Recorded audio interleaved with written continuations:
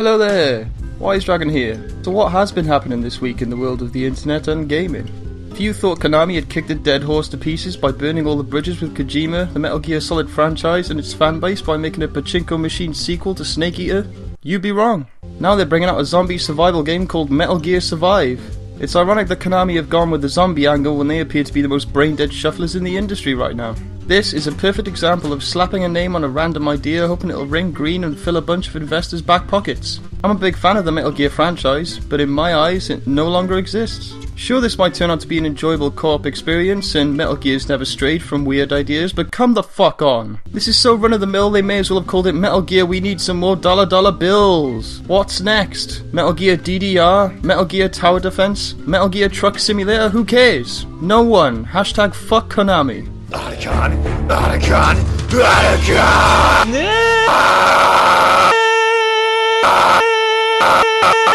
Right.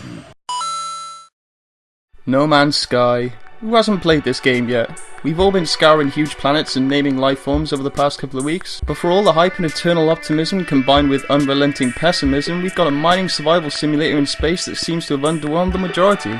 If you look at the figures, No Man's Sky sold well on release, and will continue to do so. Even Sean Murray was surprised by how well it's done, which raised a few alarms for me, but whatever. For a game made by 15 or so people at a small studio in Guildford, it's been a success. But that doesn't mean it's not just another Minecraft with a universe of exploration available. So is it just an uncharacteristic procedurally generated void of weird dinosaurs and hoarding on a galactic level? Yeah, pretty much, but if you like that sort of thing, you've got what you wanted, right?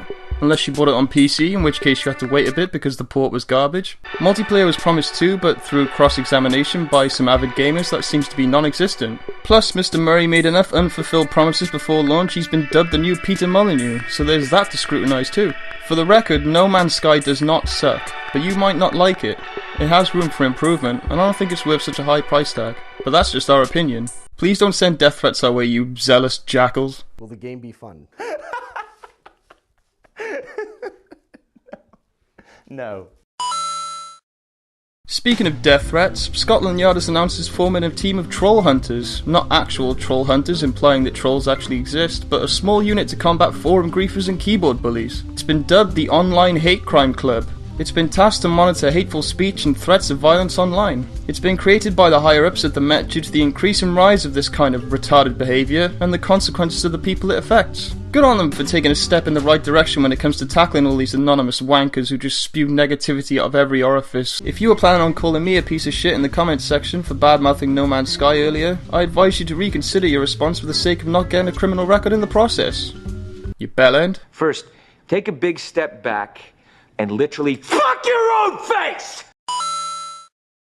Sure, Final Fantasy 15 might have been delayed till November, but let's not dwell on Square Enix actually waiting to make a finished product before they ship it. Instead, let's look at what's coming and salivate over that instead. If you sign up to the official EA website now, you'll get access to the beta for Battlefield 1 on the 31st of August. It'll be available across all platforms, PS4, Xbox One and PC. If you want to ride horses, an armoured death train, or just want to shoot a bunch of people in a World War I environment, get involved and put your name in the virtual hat.